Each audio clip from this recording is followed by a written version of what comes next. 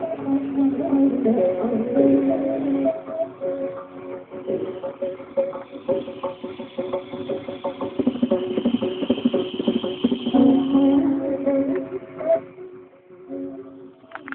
ಬಂಧುಗಳಿಗೆ ನಮಸ್ಕಾರ. ನಾವು ಈ ಹಿಂದೆ ಆಹಾರ ಮತ್ತು ವ್ಯವಹಾರ ಇವುಗಳ ಬಗ್ಗೆ ಬಹಳಷ್ಟು ವಿಚಾರಗಳನ್ನು ತಿಳಿದುಕೊಂಡಿದ್ದೇವೆ. ಈ ದಿನ ಸದಾಚಾರ, ಈಶ್ವರ ಭಕ್ತಿ ಅಂದರೆ ದೇವತಾ ಪ್ರಾರ್ಥನೆಯ ಮಹತ್ವ ಹಾಗೂ ಮಹರ್ಷಿ ಚರಕಾಚಾರ್ಯರು ವರ್ಣಿಸಿರುವ ನಿಷೇಧಾತ್ಮಕ ಹಾಗೂ ವಿದ್ಯಾತ್ಮಕ ಸೂತ್ರಗಳ ಮೂಲಕ ಯಾವುದನ್ನು ಮಾಡಬೇಕು, ಯಾವುದನ್ನು ಮಾಡಬಾರದು ಎಂಬುದರ ಬಗ್ಗೆ ವಿವರಣೆಯನ್ನು ಸೂತ್ರದ ರೀತಿಯಿಂದ ನಾವು ತಿಳಿದುಕೊಳ್ಳಲು ಪ್ರಯತ್ನಿಸೋಣ. ಕೊನೆಯದಾಗಿ ಯೌಗಿಕ ವ್ಯಾಯಾಮಕ್ಕೂ ಇದರ ವ್ಯಾಯಾಮಗಳಿಗೂ ಇರುವ ವ್ಯತ್ಯಾಸದ ಬಗ್ಗೆ ವಿವೇಚಿಸೋಣ.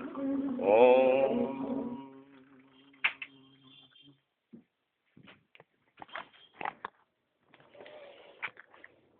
ಈಶ್ವರ ಭಕ್ತಿ. ದಿನಚರಿಯಲ್ಲಿ ಪರಮಾತ್ಮನ ಉಪಾಸನೆಗೂ ಮಹತ್ವಪೂರ್ಣವಾದ ಸ್ಥಾನವಿರಬೇಕು. ಸಕಲ ಕಲ್ಯಾಣ ಗುಣಗಳ ಆಕರನಾದ ಪರಮಾತ್ಮನ ಸ್ತುತಿ, ಪ್ರಾರ್ಥನೆ, ಉಪಾಸನೆಗಳಿಂದ ಮನಸ್ಸಿಗೆ ಬೇರಾವ ವಿಧದಿಂದಲೂ ಸಿಗಲಾರದ ಬಲವು ಲಭಿಸುತ್ತದೆ.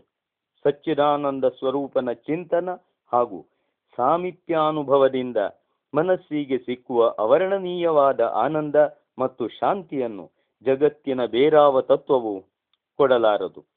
ನಿತ್ಯ ಶುದ್ಧ ಬದ್ಧ ಮುಕ್ತ ಸ್ವಭಾವದವನಾದ ದೇವದೇವನ ಸಂಪರ್ಕದಿಂದ ಮನಸ್ಸು ನಿರ್ಮಲವೂ, ಬುದ್ಧಿಯು ತೀಕ್ಷ್ಣ ಹಾಗೂ ಸೂಕ್ಷ್ಮವೂ ಆಗಿ ಜೀವನು ಸದೇಹನಾಗಿಯೇ ದುಃಖಗಳಿಂದ ಮುಕ್ತನಾಗುತ್ತಾನೆ.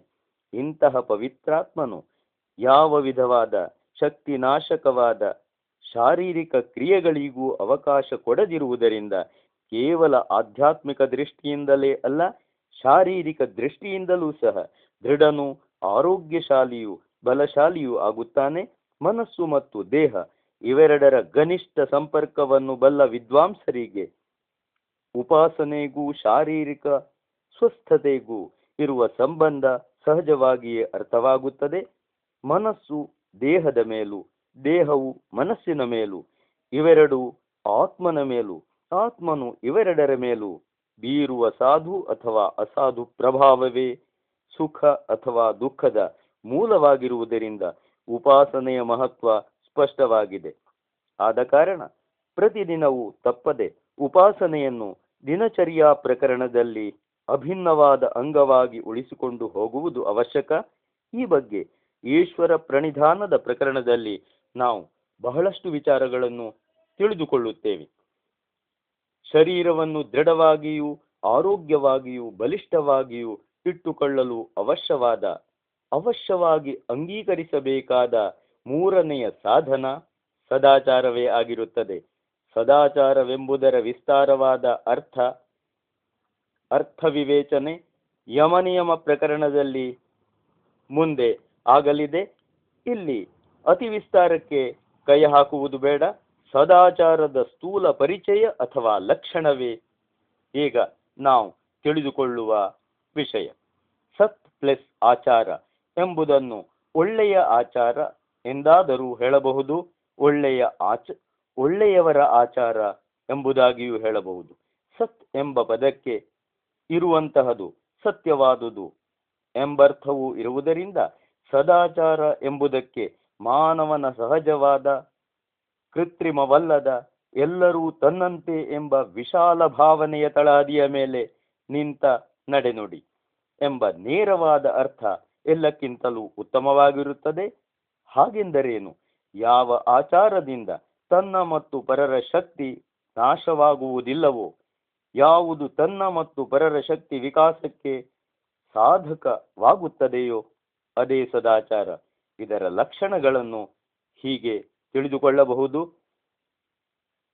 ಆಡಂಬರರಹಿತವಾದ ಸರಳವಾದ ಉಡಿಗೆ ತೊಡಿಗೆ ಊಟ ಉಪಚಾರಗಳು, ಎಲ್ಲರ ಹಿತಚಿಂತನದಿಂದ ಕೂಡಿದ ಪವಿತ್ರವೂ ಪ್ರಸನ್ನವೂ ಉಚ್ಚ ವಿಚಾರಯುಕ್ತವೂ ಆದ ಮನಸ್ಸು, ಮೃದುಮಧುರವೂ ಸತ್ಯವೂ ಪಥ್ಯವೂ ಆದ ಮಾತು, ಗುರು ಹಿರಿಯರ ಸೇವೆ ಮತ್ತು ಸತ್ಸಂಗ, ಕಿರಿಯರ ಮೇಲೆ ಅಕ್ಕರೆ, ಸಮಾನಸ್ಥರಲ್ಲಿ ಪ್ರೀತಿ, ಸುಖಿಗಳನ್ನು ಕಂಡರೆ ಮೈತ್ರಿ, ದುಃಖಿಗಳ ಮೇಲೆ ಕರುಣೆ, ಪುಣ್ಯಾತ್ಮರನ್ನು ಕಂಡರೆ ಹರ್ಷ, ಪಾಪಿಗಳನ್ನು ಕಂಡರೆ ಉಪೇಕ್ಷೆ, ಸರ್ವರ ಏಳಿಗೆಯ ಅಭಿಲಾಷೆ, ಹಿಂಸೆ, ಸುಳ್ಳು, ಕಳ್ಳತನ, ಇಂದ್ರಿಯ ಲೋಲುಪತೆ, ಭೌತಿಕ ಸುಖ ಸಾಧನಗಳ ಅಳತೆ ಮೀರಿದ ಸಂಚಯ, ಇವುಗಳ ಪರಿತ್ಯಾಗ, ಶೌಚ, ಸಂತೋಷ, ಕಷ್ಟ ಸಹನ, ಸ್ವಾಧ್ಯಾಯ ಮತ್ತು ಪರಮಾತ್ಮನಿಗೆ ಸರ್ವಾತ್ಮನಾದ ತನ್ನನ್ನು ತಾನು ಅರ್ಪಿಸಿಕೊಳ್ಳುವುದು. ಈ ನಿಯಮಗಳನ್ನು ಪಾಲಿಸುವ ಮಾನವನು ಸಂಯಮಿಯೂ ಪವಿತ್ರನೂ ಆಗಿ ಎಲ್ಲ ದೃಷ್ಟಿಯಿಂದಲೂ ದೃಢನೂ ಆರೋಗ್ಯಶಾಲಿಯೂ ಆಗುತ್ತಾನೆ. ಮಾನಸಿಕ ಶಾರೀರಿಕ ವ್ಯಾಧಿಗಳಿಗೆ ತುತ್ತಾಗದೆ ದಿನ ದಿನಕ್ಕೆ ಉತ್ಕರ್ಷ ಹೊಂದುತ್ತಾ ಹೋಗುತ್ತಾನೆ. ಈ ವಿಷಯದಲ್ಲಿ ಚರಕಾಚಾರ್ಯರು ಸೂತ್ರ ರೂಪದಲ್ಲಿ ಹೇಳಿರುವ ವಿಷಯಗಳನ್ನು ನಾವು ತಿಳಿದುಕೊಳ್ಳಲು ಪ್ರಯತ್ನಿಸೋಣ. ಇವರ ಆರೋಗ್ಯದ ಗುಟ್ಟಿನ ಬಗ್ಗೆ ತಿಳಿದುಕೊಳ್ಳೋಣ. ನಾನೃತಂ ಬ್ರೂಯಾತ್, ನಾಣ್ಯ ಸ್ತ್ರಿಯಮಭಿಲಷೇತ್, ನಾಣ್ಯ ಶ್ರಿಯಂ, ನ ವೈರಂ ರೋಚಯೇತ್, ನ ಕುರ್ಯಾತ್ ಪಾಪಂ, ನಾಣ್ಯ ದೋಷಾನ್ ಬ್ರೂಯಾತ್, ನಾಣ್ಯ ರಹಸ್ಯಮಾಗಮಯೇತ್, ನಾಧಾರ್ಮಿಕಃ ಸ್ಯಾತ್, ನ ನರೇಂದ್ರ ವಿದ್ವಿಷ್ಟೇನ ಸಹಾಸೀತ, ನೋನ್ಮತ್ತೈರ್ನ ಪತಿತೈಃ, ನ ಭ್ರೂಣಹಂತೃಭಿಃ, ನ ಕ್ಷುದ್ರೈರ್ನ ದುಷ್ಟೈಃ, ನ ಪಾಪವೃತ್ತಾನ್ ಸ್ತ್ರೀಭೃತ್ಯಮಿತ್ರಾನ್ ಭಜೇತ, ನೋತ್ತಮೈರ್ವಿರುಧ್ಯೇತ, ನಾವರಾನುಪಾಸೀತ, ನ ಜಿಕ್ವಂ ರೋಚಯೇತ್, ನಾನಾರ್ಯಮಾಶ್ರಯೇತ, ನ ಸಾಹಸಾತಿ ಸ್ವಪ್ನ ಪ್ರಜಾಗರ ಸ್ನಾನಪಾನಾಶನಾನ್ಯ ಸೇವೇತ, ನ ಸಂತೋ ನ ಗುರೂನ್ ಪರಿವದೇತ, ನಾತಿ ಸಮಯಂ ಭಿಂದ್ಯಾತ್, ನ ಬಾಲವೃದ್ಧಲುಬ್ಧಮೂರ್ಖ ಕ್ಲಿಷ್ಟ ಕ್ಲೀಬೈಃ ಸಹ ಸಖ್ಯಂ ಕುರ್ಯಾತ್, ನ ಮದ್ಯದ್ಯೂತ ವೇಶ್ಯಾ ಪ್ರಸಂಗ ರುಚಿಃ ಸ್ಯಾತ್, ನ ಗುಹ್ಯಂ ವಿವೃಣುಯಾತ್, ನಾಹಮಭಿಮಾನಿ ಸ್ಯಾತ್, ನೈಕ ಸುಖಿ, ನ ಸರ್ವ ವಿಶ್ರಂಭಿ, ನ ಸರ್ವಾಭಿಷಂಗಿ ಸ್ಯಾತ್, ನ ಕಾರ್ಯೇ ಕಾಲಮತಿ ಪಾತಯೇತ್, ನ ಪರೀಕ್ಷಿತಮತಿ ನಿರ್ವಿಶೇತ, ಬುದ್ಧೀಂದ್ರಿಯಾಣಾಮತಿ ಭಾರಂ ನಾದಧ್ಯಾತ್, ನ ಚಾತಿ ದೀರ್ಘಸೂತ್ರಿ ಸ್ಯಾತ್, ನ ಸಿದ್ಧಾವುಪ್ಸೇಕಂ ಗಚ್ಚೇನ್ನಾ ಸಿದ್ಧೌ ದೈನ್ಯಂ, ಪ್ರಕೃತಿಮಭೀಷ್ಣ್ಯ ಮಾಸ್ಮರೇತ್, ನ ವೀರ್ಯ ಜಕ್ಷ್ಯಾತ್, ನಾಪವಾದ ಮನುಸ್ಮರೇತ್. ಅಂದರೆ ಇದರ ಅರ್ಥ ಹೀಗಿರುತ್ತದೆ: ಸುಳ್ಳು ಹೇಳಬಾರದು, ಪರನಾರಿ ಧನಗಳಿಗೆ ಆಸೆ ಪಡಬಾರದು, ಯಾರೊಂದಿಗೂ ವೈರಭಾವವಿಡಬಾರದು, ಎಂದಿಗೂ ಪಾಪ ಮಾಡಬಾರದು, ಅನ್ಯರ ದೋಷಗಳನ್ನು ಬಣ್ಣಿಸಬಾರದು, ಯಾರ ಗುಟ್ಟನ್ನು ಹೊರಗೆಡಬಾರದು, ಅಧರ್ಮವನ್ನು ಎಂದೂ ಆಚರಿಸಬಾರದು, ಶಾಸಕನ ಶತ್ರುವಿನೊಂದಿಗೆ ಸಂಪರ್ಕವಿಡಬಾರದು, ನೀಚರಾದ ಸ್ತ್ರೀ ಮಿತ್ರ ಭೃತ್ಯರೊಂದಿಗೆ ಸಂಬಂಧ ಬೆಳೆಸಬಾರದು, ಉತ್ತಮರನ್ನು ವಿರೋಧಿಸಬಾರದು, ನೀಚರ ಸಂಗ ಮಾಡಬಾರದು, ಕುಟಿಲಾಚರಣೆ ಮಾಡಬಾರದು, ಅನಾರ್ಯನನ್ನು ಆಶ್ರಯಿಸಬಾರದು, ಅತಿ ಸಾಹಸ, ಅತಿ ನಿದ್ರೆ, ಅತಿ ಸ್ನಾನ, ಅತಿ ಪಾನ, ಅತಿ ಭೋಜನಗಳನ್ನು ಮಾಡಬಾರದು, ಸತ್ಪುರುಷರನ್ನು ಗುರುಜನರನ್ನು ನಿಂದಿಸಬಾರದು, ಸಮಯವನ್ನು ಮರ್ಯಾದೆಯನ್ನು ಉಲ್ಲಂಘಿಸಬಾರದು, ಬಾಲಕರು, ವೃದ್ಧರು, ಲೋಭಿಗಳು, ಮೂರ್ಖರು, ಕ್ಲಿಷ್ಟರು ಮತ್ತು ನಪುಂಸಕರ ಸ್ನೇಹ ಬೆಳೆಸಬಾರದು, ಮಧ್ಯ, ಜೂಜು, ವೇಶ್ಯಾಗಮನ ಇವುಗಳಲ್ಲಿ ಆಸಕ್ತನಾಗಬಾರದು, ಗುಪ್ತವಾದುದನ್ನು ಬಹಿರಂಗಪಡಿಸಬಾರದು, ಗರ್ವಿಷ್ಠನಾಗಬಾರದು, ಹರಟೆ ಹೊಡೆಯಬಾರದು, ಅಧೀರನು ಅಸ್ಥಿರನು ಆಗಬಾರದು, ಕೇವಲ ತನ್ನೊಬ್ಬನ ಸುಖವನ್ನು ಬಯಸಬಾರದು, ಎಲ್ಲರನ್ನೂ ನಂಬಿಬಿಡಬಾರದು, ಎಲ್ಲರ ಮೇಲೂ ಸಂದೇಹವನ್ನು ಕೂಡ ಪಡಬಾರದು, ಯಾವ ಕೆಲಸವನ್ನು ಮುಂದೆ ಹಾಕಬಾರದು, ಗೊತ್ತಿಲ್ಲದ ಜಲಾಶಯ ಮೊದಲಾದವುಗಳನ್ನು ಪ್ರವೇಶಿಸಬಾರದು, ಬುದ್ಧಿ ಮತ್ತು ಇಂದ್ರಿಯಗಳಿಂದ ಅತಿ ಹೆಚ್ಚು ಕೆಲಸ ತೆಗೆದುಕೊಳ್ಳಬಾರದು, ದೀರ್ಘಸೂತ್ರಿಯಾಗಬಾರದು, ಸಾಫಲ್ಯ ಸಿಕ್ಕಿದಾಗ ಗರ್ವ ಪಡಬಾರದು, ವೈಫಲ್ಯ ಉಂಟಾದಾಗ ದೀನನೂ ಆಗಬಾರದು, ತನ್ನ ಪ್ರಕೃತಿಯ ನೆಂದು ಮರೆಯಬಾರದು, ವೀರ್ಯ ನಾಶ ಮಾಡಿಕೊಳ್ಳಬಾರದು, ತನಗಾದ ಅಪವಾದವನ್ನು ಸ್ಮರಿಸಬಾರದು. ಹಾಗೆಯೇ ಆಯುರ್ವೇದಾಚಾರ್ಯ ಚರಕ ಮಹರ್ಷಿಗಳ ನಿಷೇಧಾತ್ಮಕವಾದ ಮೇಲೆ ಕಂಡ ಆದೇಶಗಳೊಂದಿಗೆ ಇನ್ನು ಮುಂದೆ ನೀವು ಕೇಳಲಿರುವ ವಿದ್ಯಾತ್ಮಕ ಸೂತ್ರಗಳ ಬಗ್ಗೆ ನಾವು ಗಮನ ಹರಿಸೋಣ. ಬ್ರಹ್ಮಚರ್ಯ ಜ್ಞಾನದಾನ ಮೈತ್ರಿ ಕಾರುಣ್ಯ ಹರ್ಷೋಪೇಕ್ಷಾ ಪ್ರಶಮಪರಶ್ಚ ಸ್ಯಾತ್ ದ್ವೌ ಕಾಲಾವುಪ ಸ್ಪೃಶೇತ್ ಮಲಾಯತನೇಶ್ಚ ಭೀಕ್ಷ್ಣ್ಯಂ ಪಾದಯೋಶ್ಚ ವೈರ್ಮಲ್ಯ ಮಾದಧ್ಯಾತ್ ತ್ರಿಷ್ಪಕ್ಷಸ್ಯ ಕೇಶಶ್ಮಶ್ರುಲೋಮನಖಾನ್ ಸಂಭಾರಯೇತ್ ನಿತ್ಯಮುಪಹತ ವಾಸಾಹ ಸುಮನಾಹ ಸುಗಂಧಿಃ ಸ್ಯಾತ್ ಸಾಧುವೇಷಃ ಸ್ಯಾತ್ ಮೂರ್ಧ ಶ್ರೋತೃ ಘ್ರಾಣ ಪಾದ ತೈಲ ನಿತ್ಯಃ ಸ್ಯಾತ್ ಪೂರ್ವಾಭಿಭಾಷಿ ಸುಮುಖಃ ದುರ್ಗತೇಷ್ನು ಅನುಕಂಪಿ ಹೋತಾದಾತಾಥಿನೀನಾಂ ಪೂಜಕಃ ಕಾಲೇ ಹಿತಮಿತ ಮಧುರಾಭಿಭಾಷಿ ನಶ್ಯಾತ್ಮ ಧರ್ಮಾತ್ಮ ಹೇತಾ ವಿಷ್ಣುಃ ಫಲೇನೇರ್ಷ್ಣುಃ ನಿಶ್ಚಿಂತಃ ನಿರ್ಭೀಕಃ ಶ್ರೀಮಾನ್ ಧೀಮಾನ್ ಮಹೋತ್ಸಾಹಃ ದಕ್ಷಃ ಕ್ಷಮಾವಾನ್ ಮಂಗಲಾಚಾರಶೀಲಃ ಪ್ರಾಕ್ರಿಯಮಾ ವ್ಯಾಯಾಮರ್ಜಿ ಸ್ಯಾತ್ ಪ್ರಾಣಿಷು ಬಂಧುಭೂತಃ ಸ್ಯಾತ್ ಕ್ರುದ್ಧಾನಾಂ ಮನುನೇತ ಭೀತಾನಾಮಾಶ್ವಾಸಯಿತ ದೀನಾನಾಮಭ್ಯುಪತ್ತ ಸತ್ಯಸಂಧಃ ಸಾಮಪ್ರದಾನಃ ಪರಪುರುಷವಚನ ಸಹಿಷ್ಣುಃ ಅಮರ್ಷಗ್ನಃ ಪ್ರಶಮಗುಣದರ್ಶಿ ರಾಗದ್ವೇಷಹೇತೂನಾಂ ಹಂತಾ ಚ ಸ್ಯಾತ್. ಅಂದರೆ ಸದಾ ಬ್ರಹ್ಮಚರ್ಯ ಜ್ಞಾನ ದಾನ ಸ್ನೇಹ ಕರುಣೆ ಹರ್ಷ ಮಿತಭಾಷಣ ಶಾಂತಿ ಈ ಗುಣಗಳನ್ನು ಪಾಲಿಸಬೇಕು. 2 ಹೊತ್ತು ಬೆಳಗ್ಗೆ ಮತ್ತು ಸಂಜೆ ಸ್ನಾನ ಮಾಡಬೇಕು. ಮಲಮೂತ್ರ ವಿಸರ್ಜನಾಂಗಗಳನ್ನು ಪಾದಗಳನ್ನು ನಿರ್ಮಲವಾಗಿಟ್ಟುಕೊಳ್ಳಬೇಕು. 15 ದಿನದಲ್ಲಿ 3 ಸಾರಿಯಾದರೂ ಕೂದಲು ಮೀಸೆ ಗಡ್ಡ ಉಗುರುಗಳನ್ನು ಕತ್ತರಿಸಬೇಕು. ದಿನವೂ ಶುಭ್ರ ವಸ್ತ್ರಧಾರಿಯು ಪ್ರಸನ್ನ ಮನಸ್ಕನು ಸುವಾಸಿತನು ಆಗಿರಬೇಕು. ಒಳ್ಳೆಯ ಉಡುಪನ್ನು ಧರಿಸಬೇಕು. ತಲೆ ಕಿವಿ ಮೂಗು ಮತ್ತು ಪಾದಗಳಿಗೂ ದಿನವೂ ಎಣ್ಣೆ ಹಚ್ಚಬೇಕು. ಮೊದಲು ನಮಸ್ಕಾರ ಮಾಡಬೇಕು. ನಗುಮುಖದಿಂದಿರಬೇಕು. ದುಃಖಿತರ ಮೇಲೆ ದಯೆ ತೋರಬೇಕು. ಅಗ್ನಿಹೋತ್ರ ಮಾಡಬೇಕು. ದಾನವೀಯಬೇಕು. ಅತಿಥಿ ಸತ್ಕಾರ ಮಾಡಬೇಕು. ಉಚಿತ ಸಮಯದಲ್ಲಿ ಹಿತವಾಗಿಯೂ ಮಿತವಾಗಿಯೂ ಮಾತನಾಡಬೇಕು.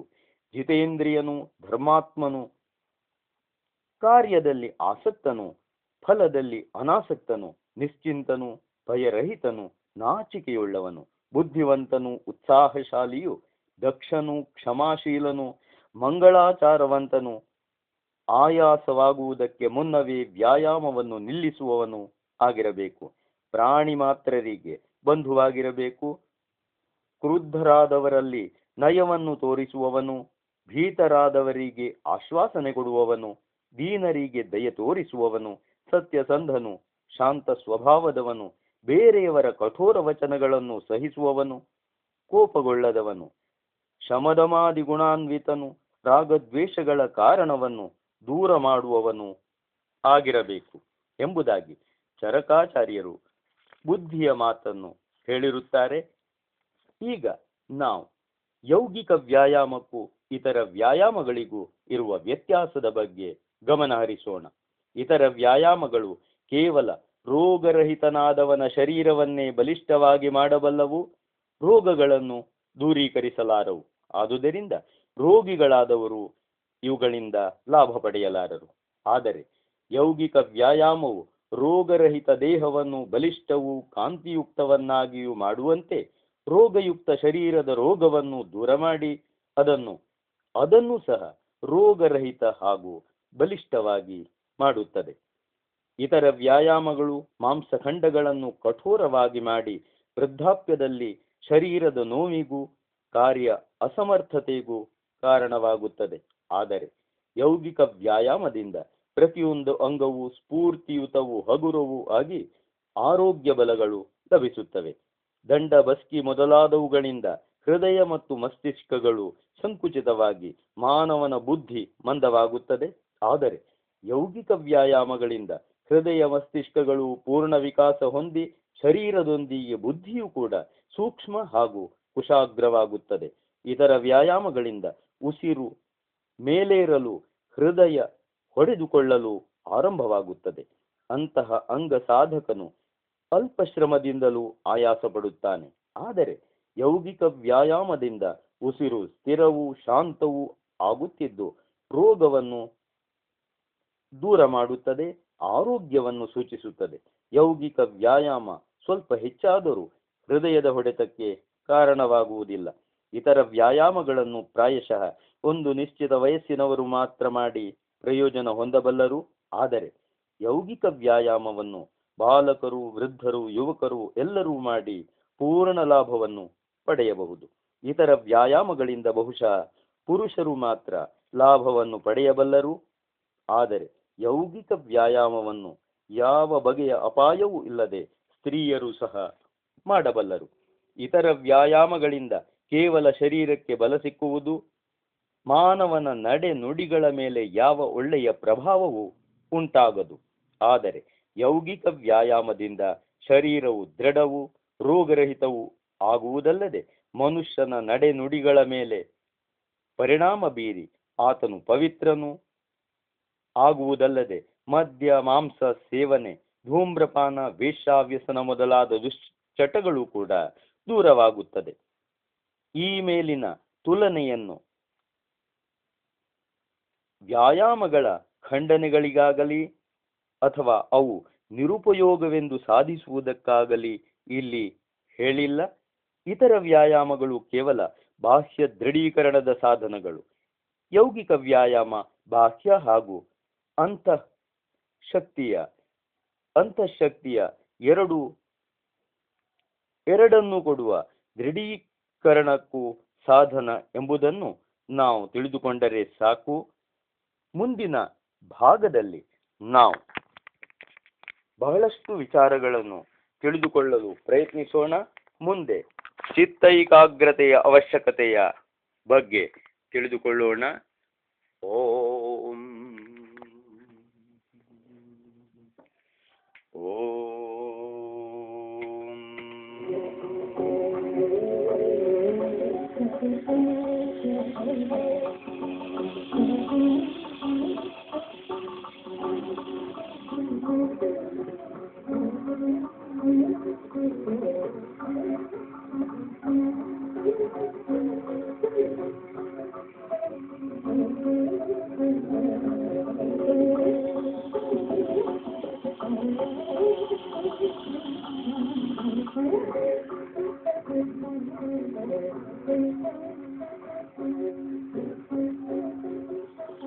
ಸರ್ವರಿಗೂ ಶುಭವಾಗಲಿ.